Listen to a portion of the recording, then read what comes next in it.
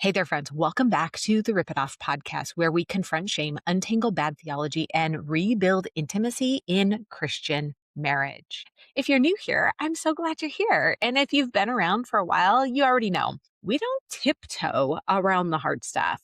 And before we jump in, I created a free resource called 5 Lies Christian Women Believe About Sex and what the Bible actually says about it. That's the key part. If you've ever wrestled with shame, confusion, or mixed messaging about intimacy in marriage, then you're in the right place and this is for you. So go check it out. The link is in the show notes. It's too long. Just go down there, click it. You're all good. Okay, let's get into today's episode. Here's what's really interesting is told you if you message me, I will respond and carry on a conversation with you. Also, if you hear blowing, it is freezing here in Southern California. So I have a little space here next to me. So that's what the sound is. Anyways, I had the opportunity to speak at our mom's group at church yesterday. And I promise these are going to tie together. And all of the mamas there, for the most part, have little ones. You can feel touched out, right? Well, I was also talking to a listener who, same type of thing, just feels touched out. I happened to say at our mom's group, the benefits of sex are unbelievable. And all of a sudden, like light bulb, I was like, wait, that's a podcast episode, like everything. It's a podcast episode. Like I can do that. And I was sharing with this particular listener, I'm like, that's what we're going to talk about this week. So here we are. Have you ever said this? I am touched out. Maybe you haven't said it out loud, but you have felt it to your core. If you are a mom, especially of the little ones, I completely get it. I totally remember that. They are on you all day long, right? Someone is always needing something. Your body becomes this jungle gym. Our neighbor, they have a 4-year-old and she'll be sitting down and he's just climbing all over her. I remember those days. And by the end of the day, not only you're probably not even aware that your nervous system feels fried, but you yourself feel completely just drained. So then, you know where this is going. Your husband comes home, he reaches for you, and it just feels like one more person needs something from you. And let me just say this clearly. I failed miserably in those days. And even at this time, there's a lot that I can improve on. But if you feel touched out, I wouldn't say that you're being dramatic at all and you're not broken, but the touch of your children and the touch of your husband are not the same. Now, in the moment, you're like, it's hands on me. Like, I'm done. Please stop. But I say this from complete understanding because I have felt the exact same way. And even like when I crawl into bed, sometimes you're just like, I just want to sleep. Like, can we get into bed? And this is sleep time. I feel it to my core. Children touch you because they need you. Your husband touches you because he needs you, but it's different, right? The touch from our children is outward, it's draining, and it's actually us giving to them, like regulating them, helping them, calming them, taking care of a physical need for them, right? Marital touch, when healthy, and I say this so many times, if you are in a relationship where things are not healthy, turn this off. This episode is not for you. This podcast is not for you, and you need to go seek professional help. Google ACBC Biblical Counseling, because if you do acbc.com, it is not the right place. Get ACBC Biblical Counseling. Google that. It'll pop up. But marital touch, when healthy, is mutual. It's chosen. It's bonding. It's actually regulating for both of you. One depletes you, although I would say that when my kids touched me and when I touched them, it was definitely filled me up. There is mutuality there, just in a different way. But the touch of your husband should be restorative. But when you're exhausted, everything feels depleting, right? What if sex isn't just something you do for your husband? It's interesting. I was listening to an episode or a sermon yesterday or a couple days ago. Anyways, as I was preparing to speak at our mom's group, we were doing like a panel of parenting. And let me see if I can find it. And he said, this was in regards to discipline your children. Discipline isn't something we do to our children. It's something we do for our children. And while it might not be a perfect parallel, I just started wondering, like, what if sex and intimacy was not something that we did to our husband, but we did for our marriage. Like, think about that for a bit. Ponder that one. So what if it's something, and it's not even what if, it is absolutely, but we'll phrase it this way. What if sex is something that God designed for you, wife, too? It's not a duty, it's not performance, it's not obligation. It actually is bonding. There's pleasure, there's stress relief, there's reconnection. In fact, friend, in the book, I have an entire section where I nerd out on science. I'm not a science nerd, but when I see God's hand in how he created things, nothing is accidental. Did you know? These are the things that I could talk ad nauseum about.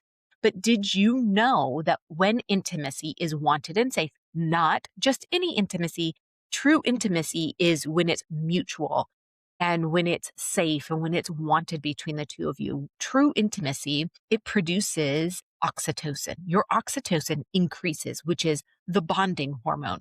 Cortisol, your cortisol decreases. We hear a lot on cortisol. You can scroll through Instagram and TikTok and everything, and it's talking about your cortisol levels. That is the stress hormone. Sex decreases that in a mutually loving relationship. In marriage, your sleep improves. You have emotional closeness that increases. Friend, don't you want that? You want more bonding with your husband, right? You want less stress, you want better sleep, and you want emotional closeness with your spouse. All four of those things God designed for our bodies to experience when we have sex with our spouse.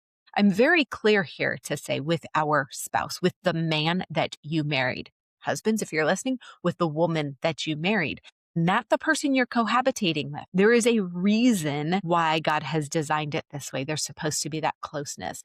Your body was designed for this kind of connection inside covenant, inside marriage. That's not worldly. That is absolutely how God designed us. Have you ever built something? I don't know, Legos. There is a master plan to it. There is a purpose for all of it. There is a reason why these pieces go in that particular order. I have built much IKEA furniture. Much IKEA, that's probably the wrong way. Anyways, a lot of IKEA furniture. There is a reason why you do all of it. A lot of times I'm like, this does not make any sense. I would do it differently, but I didn't design it. There is a master plan, and it's the same with our marriages and with intimacy. Now, if there's resentment, disconnection, exhaustion, resolved conflict, sex is not going to feel restorative. It's not this Band-Aid, although I will say, I had listened a few years ago to, she's renamed her podcast now. It's Francie Winslow. And she was talking about a time where she and her husband were having an argument, and they actually just looked at each other and they were like, we need to have sex. And it was restorative. And it's not a Band-Aid. Like, are you looking at it to be your genie in a bottle? Like, it fixes everything. That's wrong. That's not what it's meant to do. But I do know for my husband and I as well, like, when we are not seeing eye to eye, sometimes that's the last thing you want to do, but it's also the best thing you can do for your relationship. So if you have resentment and emotional disconnection and exhaustion and unresolved conflict, more than likely sex is not going to feel restorative, because intimacy thrives in safety. It's not guilt. It is definitely curiosity. Ask better questions. Am I touched out or am I depleted? Am I overstimulated or emotionally disconnected? Different roots require different responses. Ask the Lord, take these things to the Lord. And if you genuinely feel touched out, here's 4 different things I want you to think about. 1, build non-demand touch earlier in the day, meaning hugs, sitting closer without an agenda.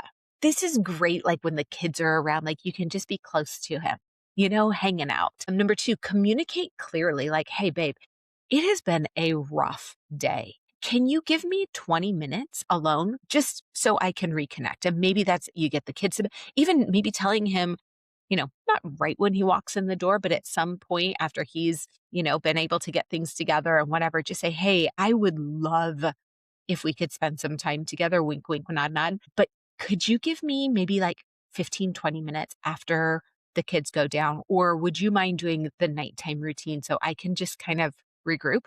My guess is he's going to be all in on that. And number 3, protect your body boundaries with your kids. You don't have to be climbed on constantly. Friend, this goes to a parenting issue. One of the big things that I see over and over is this gentle parenting. Can I just tell you, it's a lie. That is not how God designed us. That is not how God designed parenting. You do need to say no. So, what are some boundaries that you need to put up with your kids? What are some things that you need to maybe go back on the parenting and, or, some of the ways that maybe just need a little recalibration? Shall I say? Are they listening? Are they obeying? That absolutely is draining on you if you constantly have to say the same things over and over and over again and your kids aren't listening. That comes down to a respect and an authority. It's sidebar. We had a bunch of questions that had been gathered from the moms that are, it's not MOPS, it's now called MomCo. Anyways, one of those is one of the parents was like, what do I do when my kid says no? And they were like in the 7 to 10. And so I was reading these to my youngest daughter, who is 15, almost 16. And I said, this is a question. What do I do when my kid says no? And this is my daughter. She goes, "Ah." And I said, okay, what does that mean? Like, I want to, she's like, well, that kid doesn't respect their parents. And this is a 15, 16-year-old. They know, they see these things. So then if your kid is not respecting you and obeying your authority, then that also goes to what are the things that you need to tweak?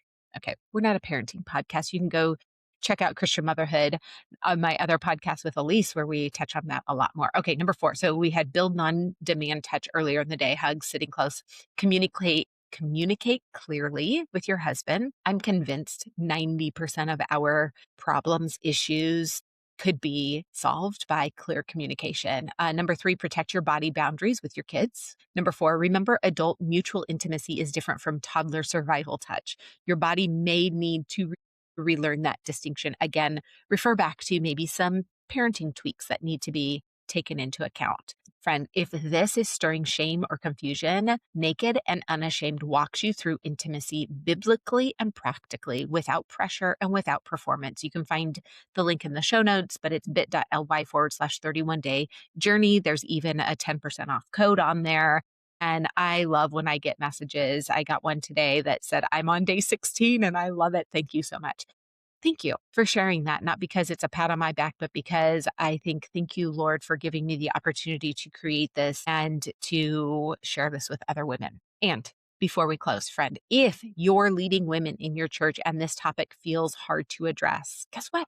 I do this. I speak on reclaiming biblical intimacy in marriage in a way that is both bold and deeply rooted in Scripture.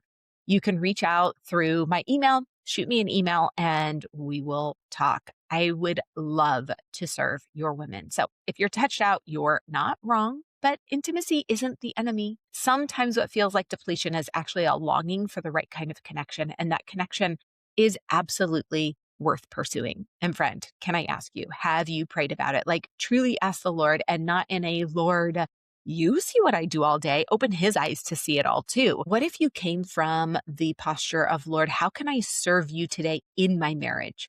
Make me aware of the ways I'm overexerting my body so there's nothing left for my husband. Give me a hunger and thirst for this man that you have created for me. Okay, friend, love you. See you next week.